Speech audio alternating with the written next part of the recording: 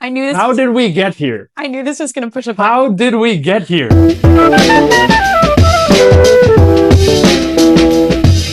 So the Selkirk Letters. Literally, nobody knows about this. I actually did a poll on my Instagram story, and about 80% of the audience doesn't know about this. There's a lot to dive into, a lot of important information on there.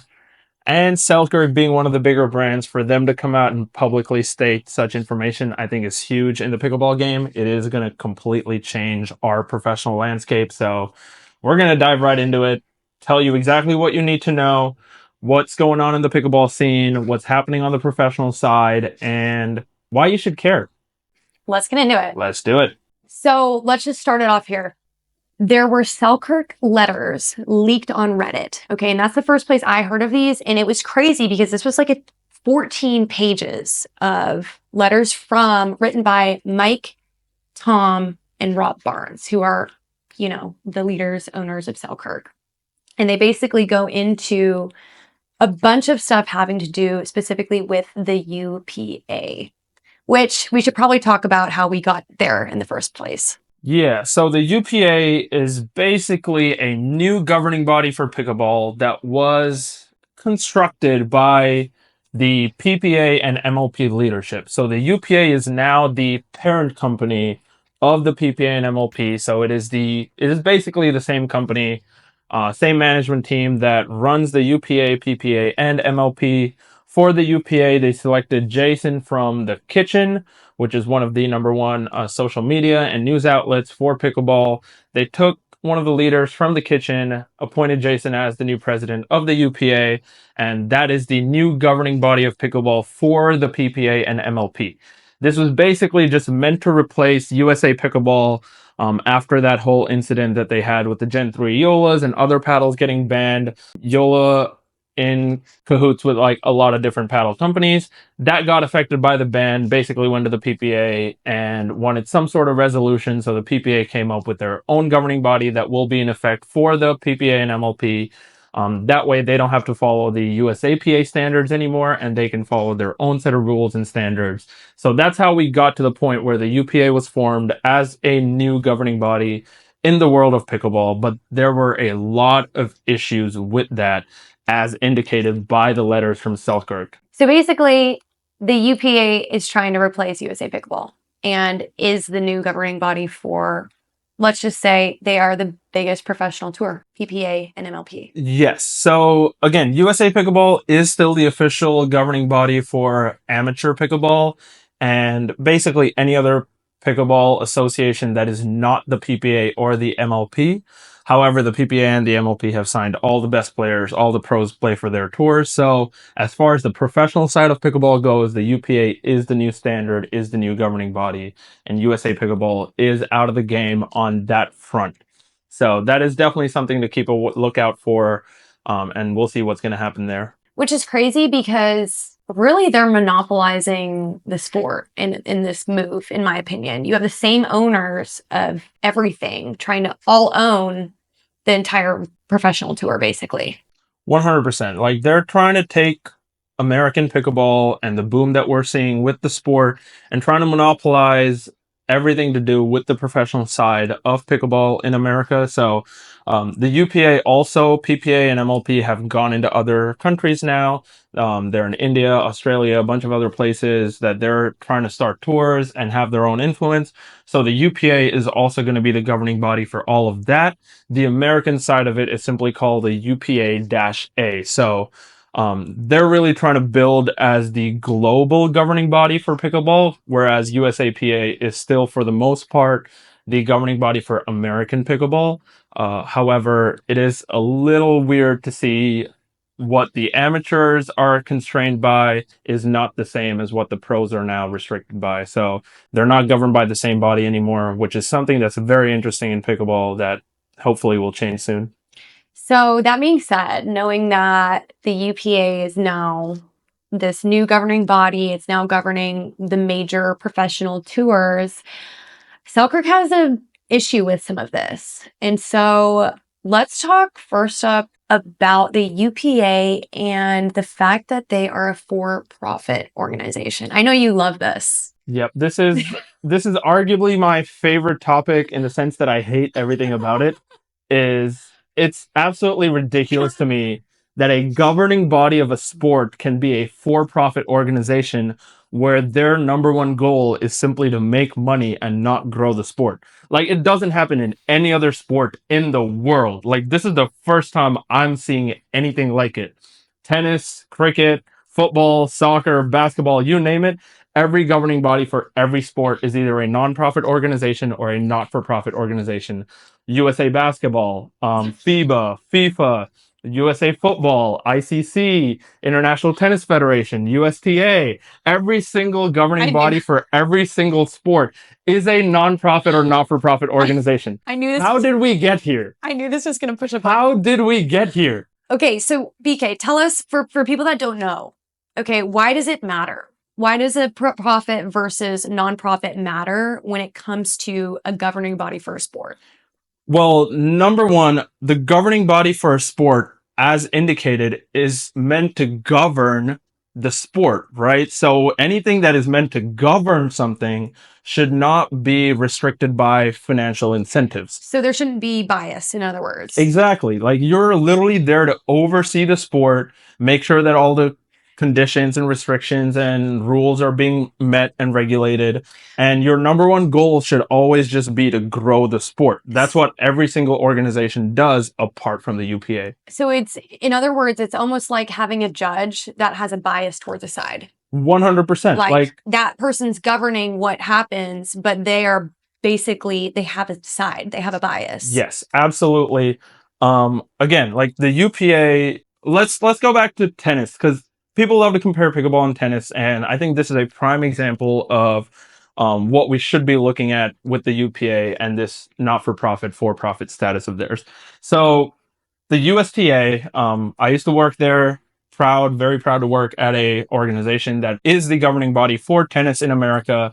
And our number one goal always was simply to grow the game of tennis. Like, there is no incentive for us to go out and try to make money off of the sport, right?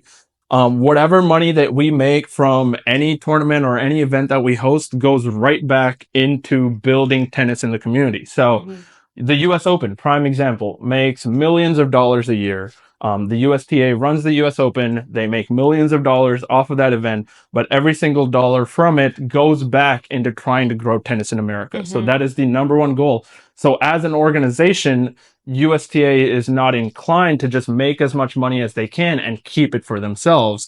Rather, every dollar you make goes back into amateur tennis and amateur programs and other programs, giving rackets to the community, building more courts in the country, like whatever it is that you want to do to help grow the sport.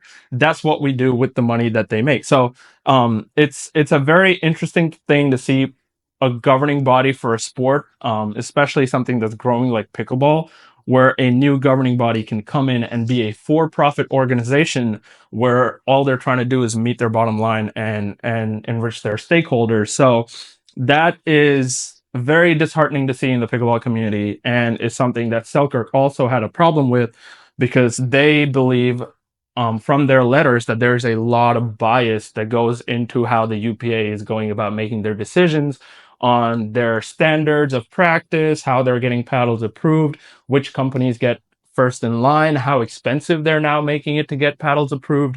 All these things are going to hinder the growth of the sport.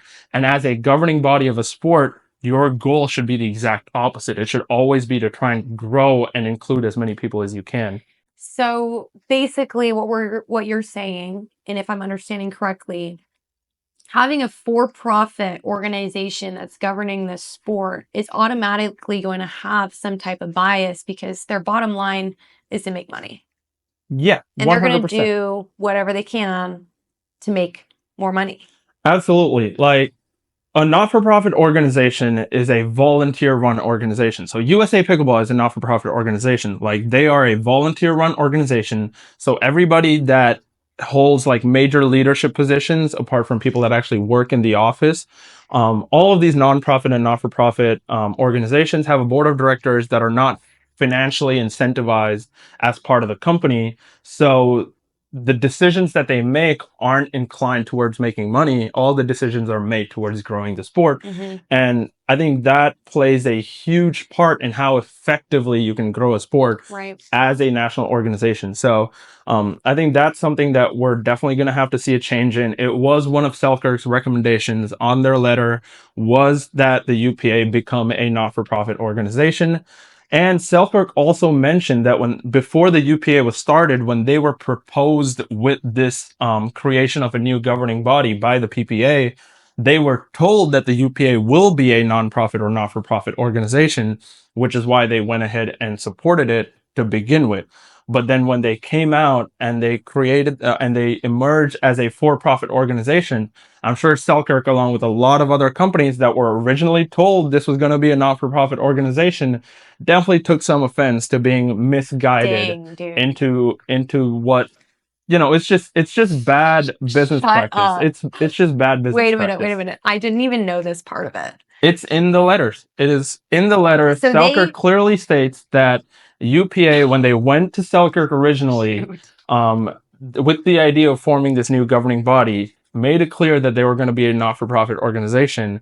But then when they announced to the public, once the organization was formed, they came out as a for-profit organization. So I'm sure a lot of people are taking this the wrong way. That is so bad. And I have heard alleged, P.S., this is all alleged. This is all of our opinion as well. So take that into account. But I did hear that Jason said on a podcast that I listened to that it is his intention to turn it into a nonprofit, but not until 2026 even, or end of 2025. Like I heard something around there. But that's a lot of time between now and then, in my opinion. Yeah, for sure. It is. It's one of those things where you give somebody 2 years of them making a lot of money with a rapidly growing sport and trying to monopolize the business for 2 years in the hopes that 2 years later they're going to keep their word and now become a not-for-profit when they've already went back on their word more than once, according to Selkirk's letters, that I don't know how you trust that. And even if you do trust it, It's bad that's luck. 2 years of basically a period in time where pickleball is front and center. It is the number one growing sport. It's exponentially growing across the United States. So you're giving them 2 years to possibly completely crush the growth that we're seeing. And now 2 years later, you become a not-for-profit, but by then you've hurt the sport so bad that it's not recoverable. So It's a bad look. exactly. So whatever happens has to happen soon because you cannot have two governing bodies for a sport within the same country. You can't be two different national governing bodies. If the pros are going to adopt one thing and the amateurs are going to adopt something else, it's just not fair to anybody, especially for those players that are making their way up and trying to go from amateur to pro. And now you incur a whole different set of rules and regulations that you have to adhere to when you've gotten used to coming up one way. So that has to change first and foremost. There has to be one big governing body.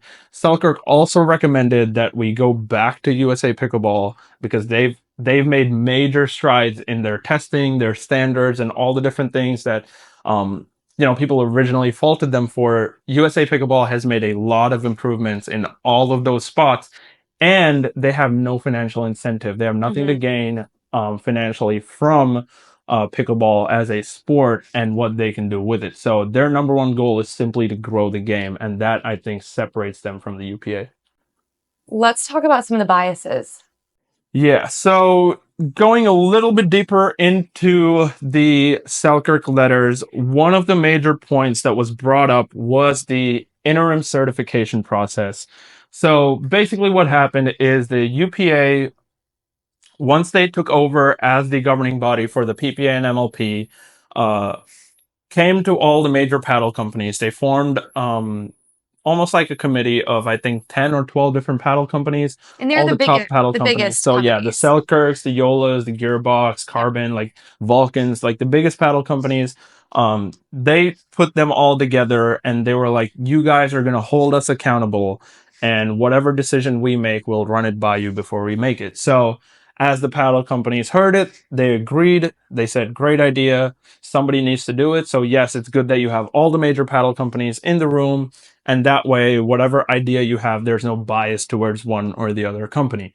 So the idea was they were going to do an interim certification process where before they came up with their big set of standards and regulations and testing processes, they were going to start allowing some paddles to get tested and approved so that they can be used at PPAs and MLPs that aren't currently approved by USA Pickleball. Specifically talking about the Gen 3s from the YOLA that were banned from USA Pickleball's approved list. So UPA goes to Selkirk, all according to the letter. UPA goes to Selkirk and all these other companies, tells them that they're going to start this interim certification process.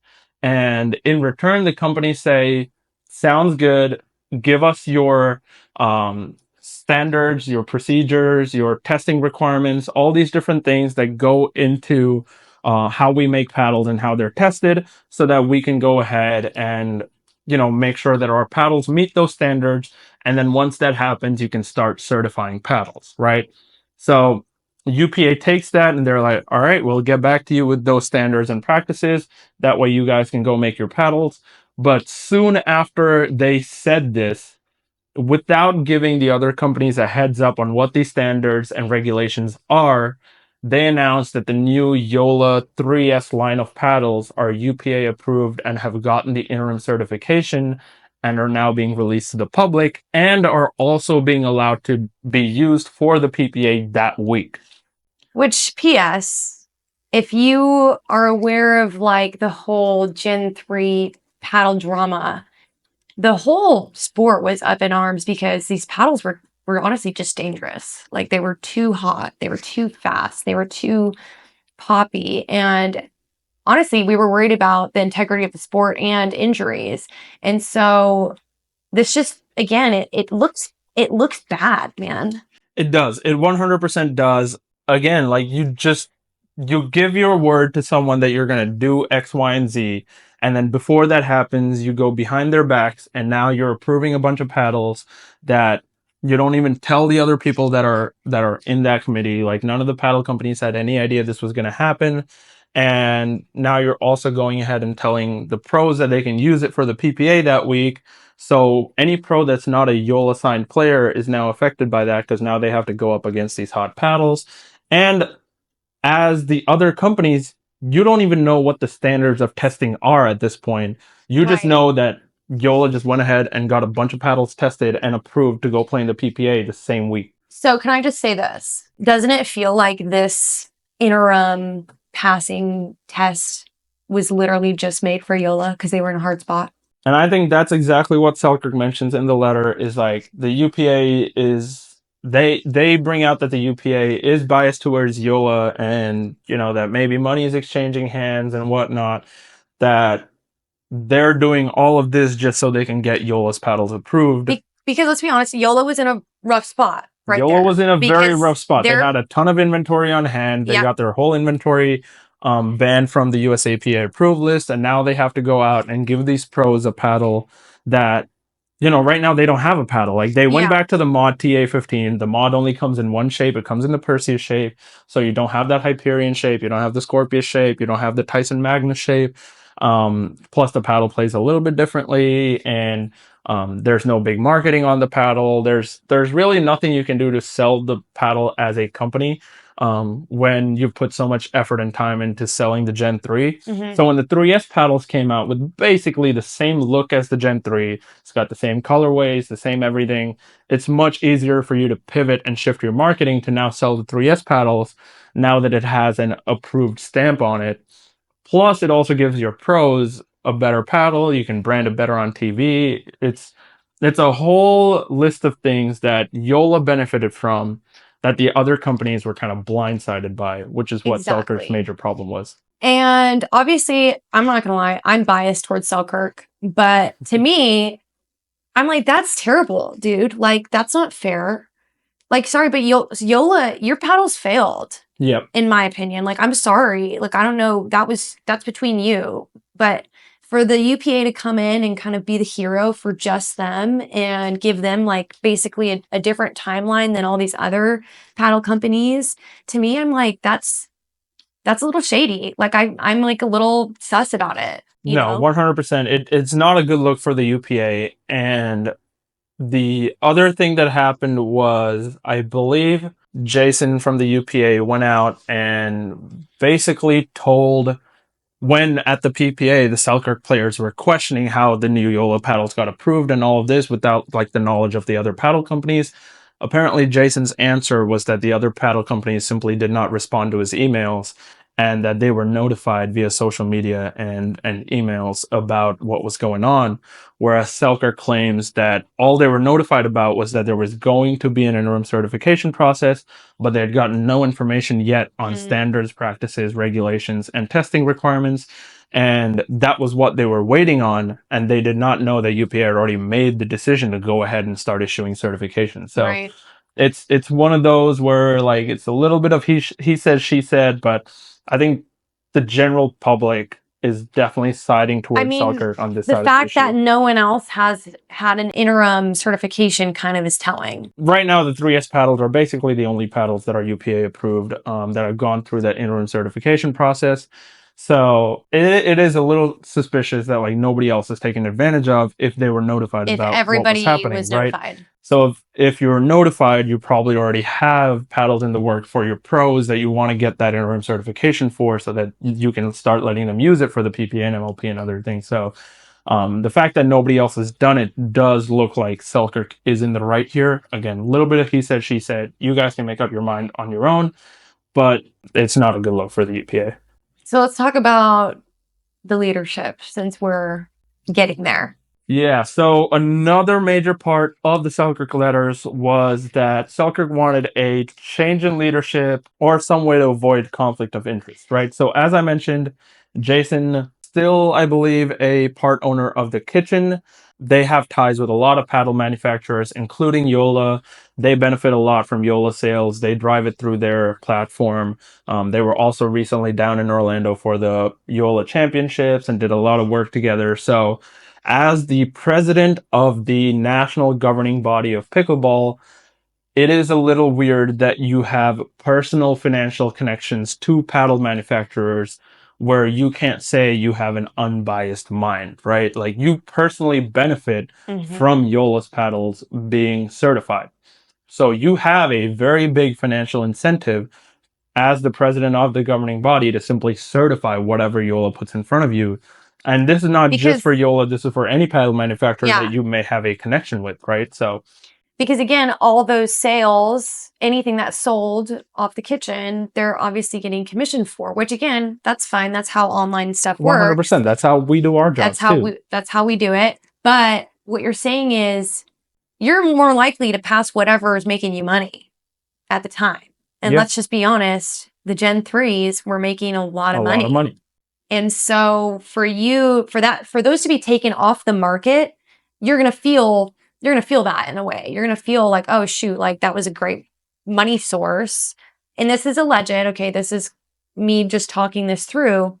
So yeah, when a paddle company is taken out of that place and they come back to you and they're like, hey, we want another paddle. We want to, get this certified. You're going to think, well, yeah, that's going to help a lot of people. And I know Jason was on a podcast recently where he said, people want control pad or people want power paddles. People want, these things. But just because people want it, in my opinion, doesn't mean it's good for the sport, right? And again, just because people want a Gen 3 doesn't mean we should just make them all, or whatever that to say. But basically, there's a financial reward for somebody that has stock in the kitchen.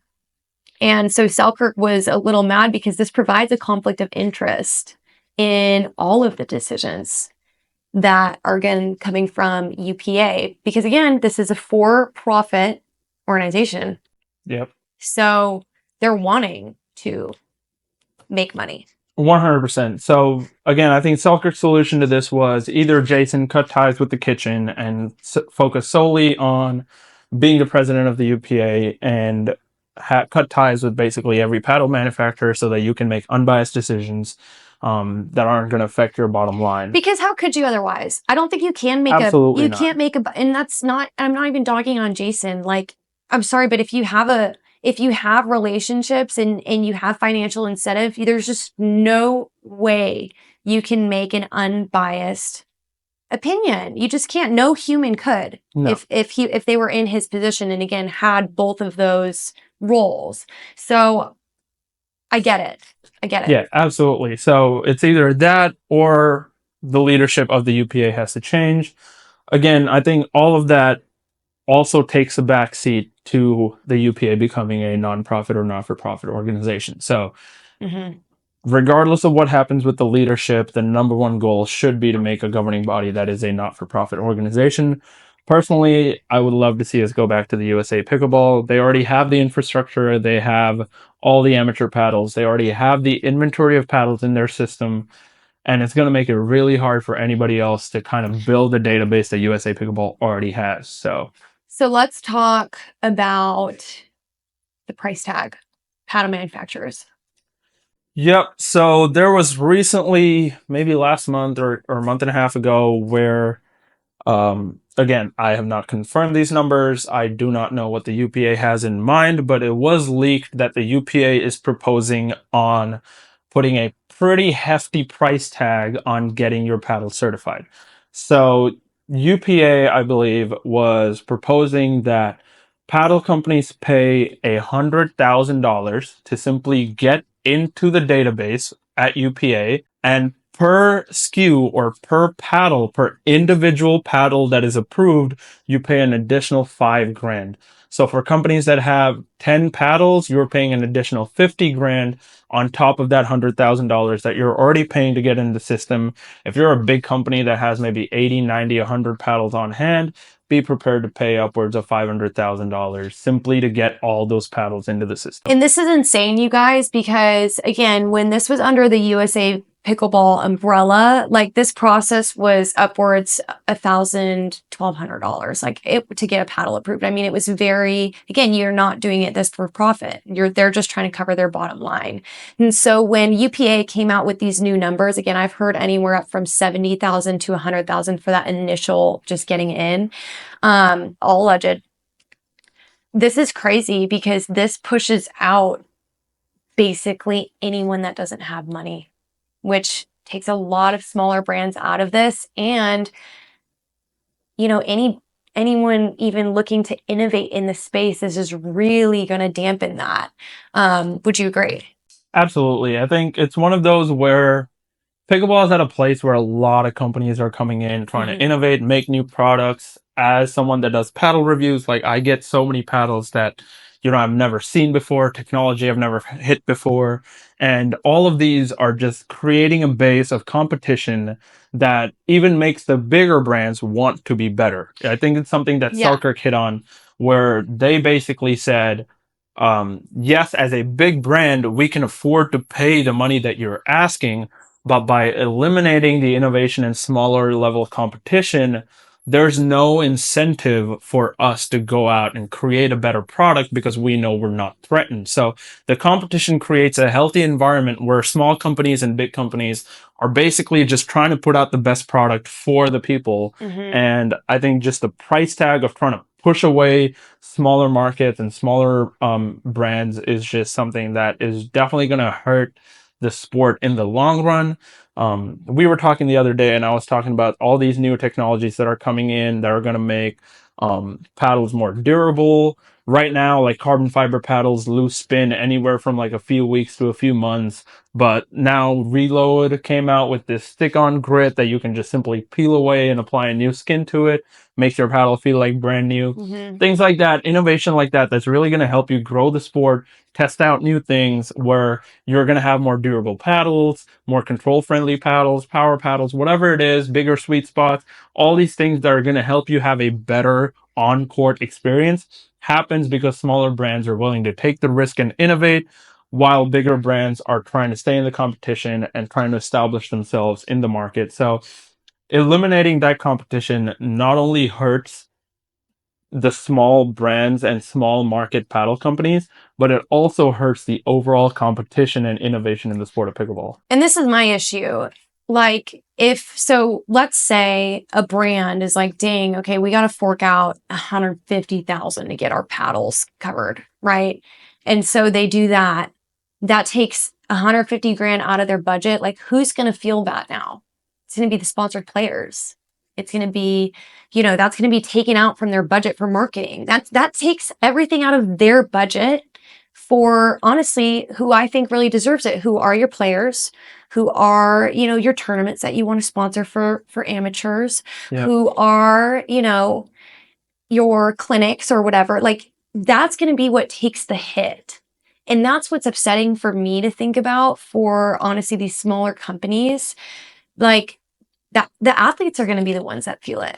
Yeah, and I think Selkirk brought up a really good point, is if you are a company that has to shell out this much cash to simply get your paddle approved, the real people that are going to be affected are simply the amateur players, because now paddle prices are going to go through the roof so that the companies can make up the money that they're spending on the approval process. So your paddles already are starting to get really absurdly expensive. Like, I think there are paddles now that are worth like $350 retail, which is absolutely insane to me. But it's going to have to be that way if paddle companies are simply trying to make back the money that they spent on getting the paddle approved in the first place. So the place that you're going to see the hit isn't really with the paddle companies. It's going to be with the amateur market, where people are simply paying $200 for a beginner paddle now, just because the beginner paddle company had to go pay like 200 grand to get the paddle approved. They're going to have to make up their bottom line some way. And it's either going to affect, amateurs who buy the paddle, or, their sponsored athletes are not going to be able to sponsor as many pro athletes or anything else, Yep. So that's something that's we'll see how that's affected. I think Selkirk, again, proposed to reduce the cost. If you do become a not-for-profit organization, that will bring down the cost again, because your ultimate goal is not to make money.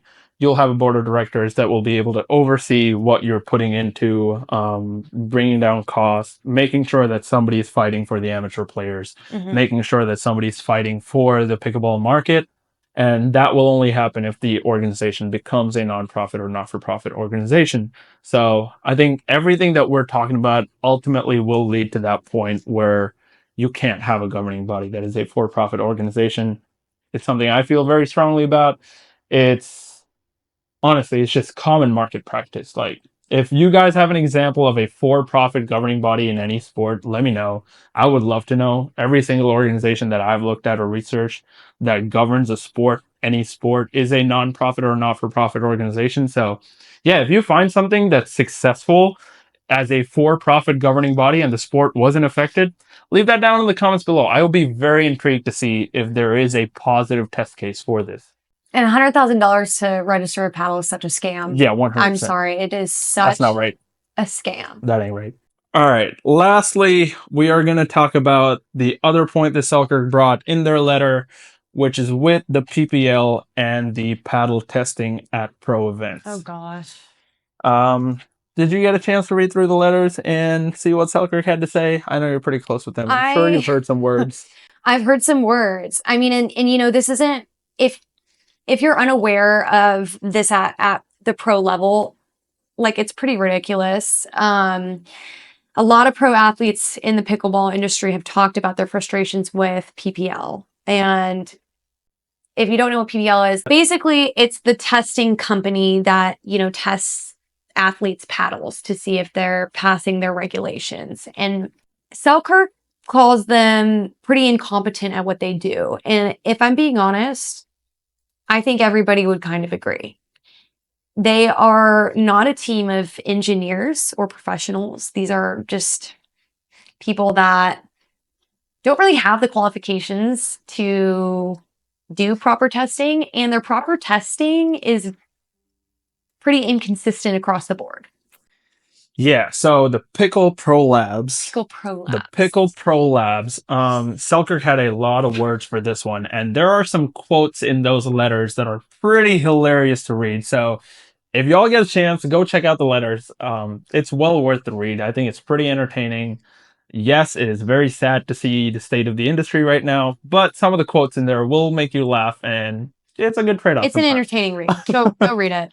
But basically, what Selkirk said was the PPL for the longest time just wasn't doing a good job of having consistent testing environments and regulations for paddles. Selkirk requested multiple times that there be a change in leadership at the PPL. They bring in more engineering oriented people to do the testing that understand the equipment, because apparently when they had their own people go into the PPL labs testing and check out the process for themselves, they were given some answers that isn't something that you would hear from an engineer at a quality control testing facility. So it was one of those situations where apparently Selkirk asked if a particular equipment had been calibrated, and the response they got was, "Oh, you can calibrate this?"